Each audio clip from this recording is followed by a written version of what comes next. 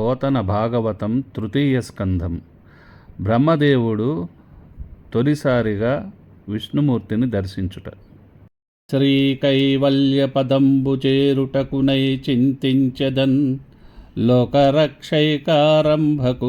భక్తపాలన కళా సంరంభకున్ దానవోద్రేక స్తంభకు కేళిలోల విలసదృగ్జాల సంభూత నానా కంజాత భవాండ కుంభకు మహానందాంగనాడింభకున్. పరీక్షన్ మహారాజుకు శుకమహర్షి భాగవతం గురించి ఇంకా ఇలా వివరించారు. వాసుదేవుడు అనే పేరుతో ప్రకాశించేవాడు, కేవల జ్ఞానస్వరూపుడు, దివ్యపురుషుడు అయిన సంకర్షణుడు ఒకనాడు వేదసారమైన భాగవతాన్ని పాతాళలోకంలోనికి తీసుకుపోయాడు. తన మనస్సులో తన్ను తానే చూసుకుంటూ తదేక ధ్యానంలో కొంచెం సేపు కన్నులు మూసుకున్నాడు స్వామి. సనందనాదుల అభ్యుదయం కోరినవాడై కన్నులు విప్పి చూచాడు. సనక సనందనాదులు స్వామిని సంస్తుతులు చేశారు. అంతలో ఆకాశగంగలో స్నానం చేసిన నాగకన్యలు తడిసిన జడ చుట్టలతో అచ్చటికి వచ్చారు. ఆ నాగకన్యలు ఆ దివ్యపురుషుడే తమకు భర్త కావాలని వాంఛించారు.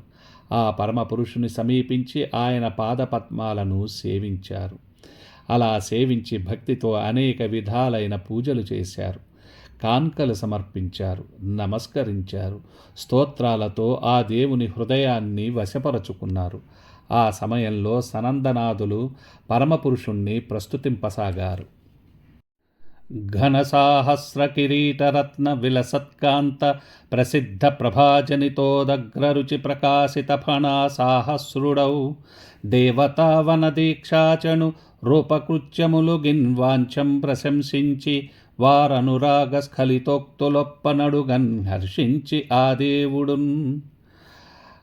దేవదేవుడు అయిన మహావిష్ణువు వేల కొలది శిరస్సులు కలిగి ఉన్నాడు. ఆ శిరస్సులపై కిరీటాలు అలంకరింపబడి ఉన్నాయి. కిరీటాలలోని రత్నాలు రమణీయమైన కాంతులు వెదజల్లుతున్నాయి. ఆ కాంతి పుంజాల వెనుక ఆదిశేషుని 1000 పడగలు సుందరంగా వెలుగొందుతున్నాయి. అటువంటి స్వామిని, దేవతలను రక్షించు ప్రభువును సనందనాదులు మిక్కిలి వేడుకతో సంస్తుతించారు. ఆయన అవతారాలను, ఆయన చేసిన ఘనకార్యాలను ప్రశంసించారు.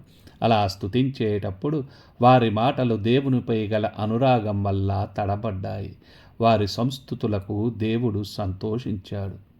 సనక సనందనాదుల ప్రార్థనలకు ప్రసన్నుడైన భగవంతుడు సమస్త వేదసారమై పరిడవిల్లే ఈ భాగవతాన్ని బ్రహ్మదేవుని కుమారుడైన సనత్కుమారునికి సాదరంగా ఉపదేశించాడు. ఆయన సాంఖ్యాయనునకు వెల్లడించాడు. ఆ సాంఖ్యాయనుడు మంచి మనస్సుతో పరాశరునకు ఉపదేశించాడు. పరాశరుడు సురగురువైన బృహస్పతికి తెలిపాడు. ఆయన ఏకాంతంగా నాకు చెప్పాడు.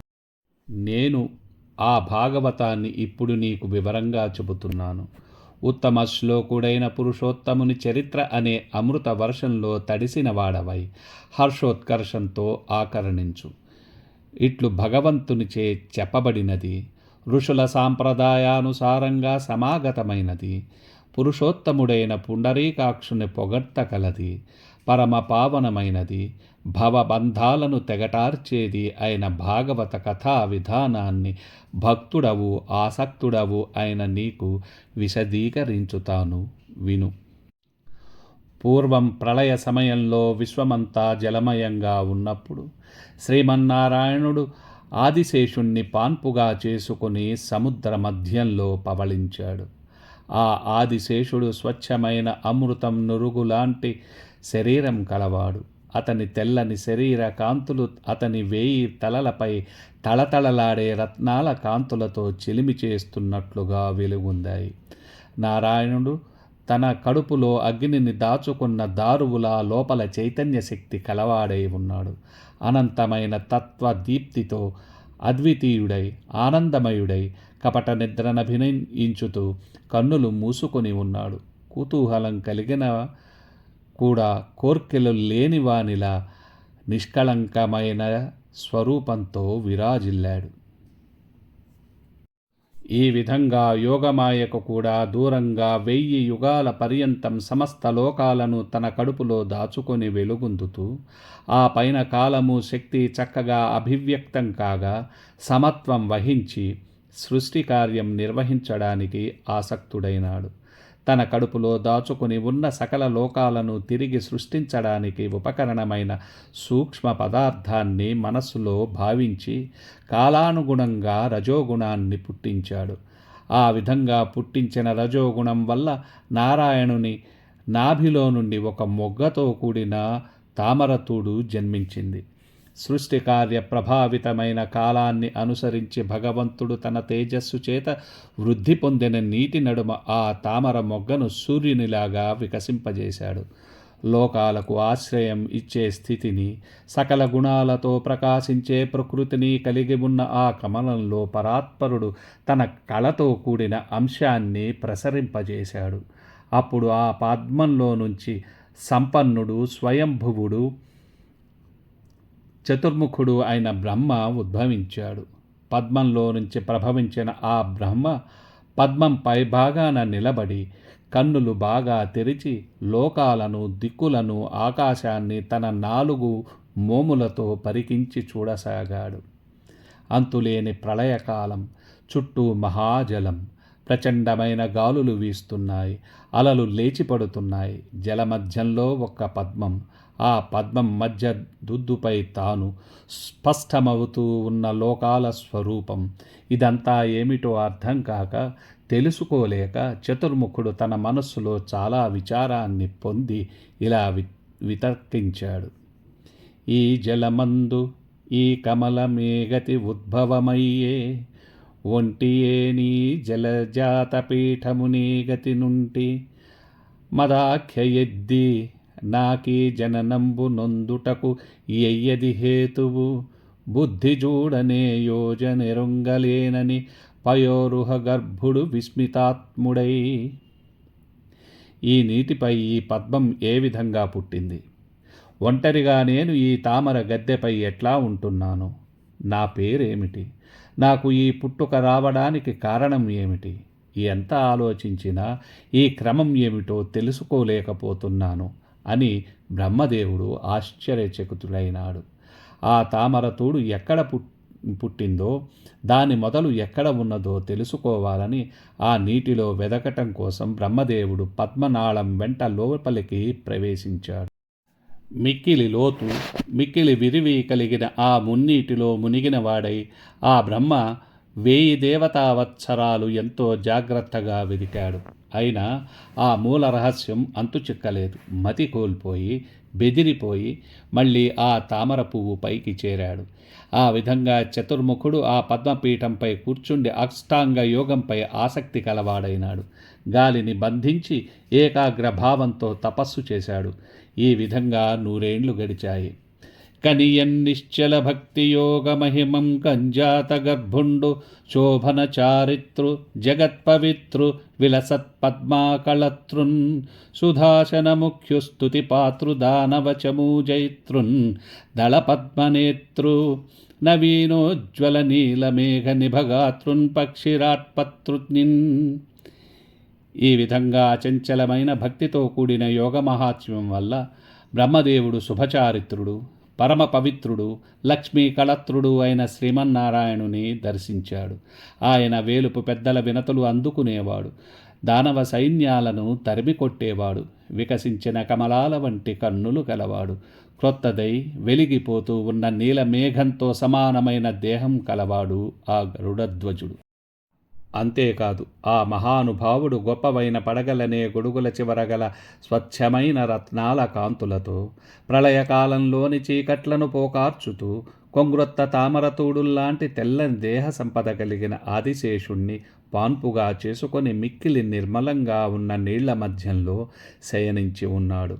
వరపీత కౌశేయ పరిధాన కాంతి సంధ్యాంబుదరుచి నిచయంబుగాగా గమనీయ నవహేమ కలిత కిరీటంబు రమణ కాంచన శిఖరంబుగాగా మానిత మౌక్తిక మాలికా రుచి సానుపతిత నిర్జర పరంపరలుగాగా జలువందు నవతులసీదామకములు లాలిత తటజౌషధీ లతలుగాగా వరభుజంబులు నికటస్థ వంశములుగా పదములంగణపాదప ప్రచయములుగా లలిత గతి నొప్పు మరకతాచల విడంబి తా ఆత్మదేహంబు కలుగు మహాత్ముహరిని కట్టుకొన్న మేలైన పట్టు వస్త్రాల కాంతులు సాయంకాలపు మేఘాల కాంతులుగాగా పెట్టుకున్న సుందర సువర్ణ కిరీటం బంగారు శిఖరం కాగా రొమ్ముపై వేలాడే ముత్యాల హారాలు చర్యలపై నుండి జాలువారే శిలయేళ్లు కాగా అందాలు చిందే తులసీమాలలు తరుల్లో ప్రకాశించే ఓషధి లతలు కాగా ఉన్నత భుజాలు చెంగట ఉన్న వెదుర మొదళ్ళు కాగా పాదాలు ముంగిట ఉన్న తరుగుల్మాలు కాగా పచ్చని దేహంతో పచ్చల పర్వతంలాగా ప్రకాశిస్తున్నాడు ఆ పరాత్పరుడు.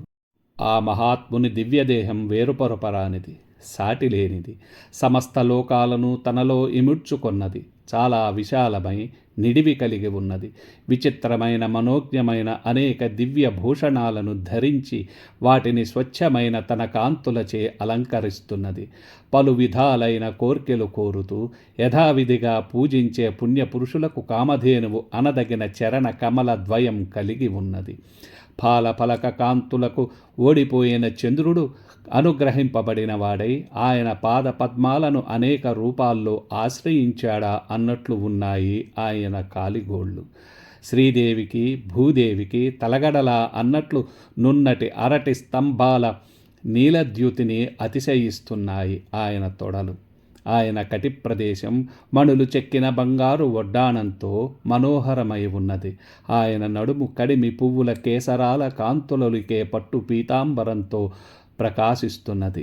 ఆయన నాభి శృంగార తరంగిణి సుడివలే ఉన్నది. ఆయన మధ్యప్రదేశంలో కడుపులో ఉన్న సమస్త జగత్తులు మాటిమాటికి పుట్టుతున్నందువల్ల కృషించిందా అన్నట్లు ఉన్నది. ఆయన వక్షస్థలం మంచి ముత్యాలు కూర్చిన ముగ్గులతో ముచ్చటగా ప్రకాశిస్తూ కొంగ్రొత్త తులసీమాలలనే చిగురుల పాన్పుతో ఒప్పుతూ పూలదండలతో అలంకృతమై పచ్చ కర్పూరం కస్తూరి మంచి సుగంధం పూతలతో పరిమళిస్తూ కౌస్తుభరత్న కాంతులతో వెలిగిపోతూ శ్రీవత్స శోభితమై లక్ష్మీదేవి విహరించే విలాస మందిరమా అన్నట్లు ఉన్నది. శృంగార క్రీడకు ముందు గట్టిగా కౌగిలించుకున్న లక్ష్మీదేవి చేతులందలి మణులు చెక్కిన బంగారు గాజులు ఒత్తుకున్న గుర్తుల్లా అన్నట్లు ఆయన కంఠాన 3 రేఖలు కనిపిస్తున్నాయి. ఆయన చేతులు వెలకట్టరాని రమణీయ రత్నకాంతులతో విరాజిల్లే భుజకీర్తులతో కంకణాలతో ఉంగరాలతో అలంకృతములై ఉన్నాయి. ఆయన చెక్కుటద్దాలు సమస్త లోకుల బాధలను పోగొట్టగల చిరునవ్వు వెన్నెలలతో తెల్లనై కర్ణకుండలాల మణిప్రభల నాట్యాలతో తళతళలాడుతూ ఉన్నాయి.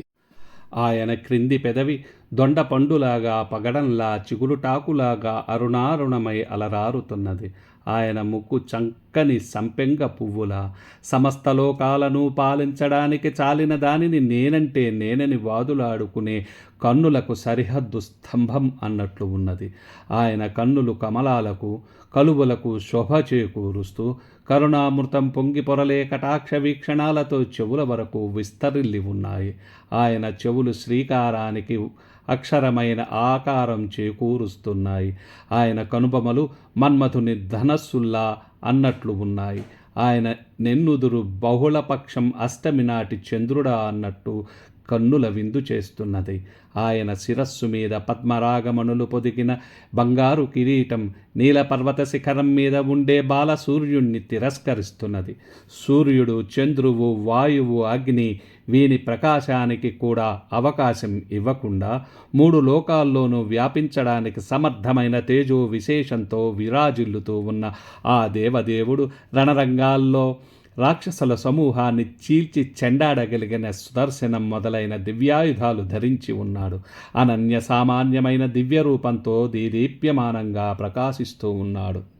హారకలాప పుష్పనిచయంబుల చెంచెదనర్ఘరత్నకేయూర కరంగుళీయక మహోజ్వల బాహు సహస్రశాఖలొప్పారగజూడనొప్పి భువనాత్మకలీలన దృష్టమూల విస్ఫారిత భోగవేష్ఠిత విభాసిత చందన భూరుహాకృతిన్ ఆ మహాత్ముడు హారాది అలంకారాలు పుష్ప సమూహాలుగా వెలకట్టరాని రత్నాలు చెక్కిన భుజకీర్తులతో ఉంగరాలతో విరాజిల్లే వేల కొలది బాహువులు శాఖోపశాఖాలుగా ప్రకాశిస్తూ భువనానికి ఆత్మయై మూలం తెలియరానిదై పడగ విప్పిన మహాసర్పం చుట్టుకున్న చందన వృక్షంలా ఉన్నాడు.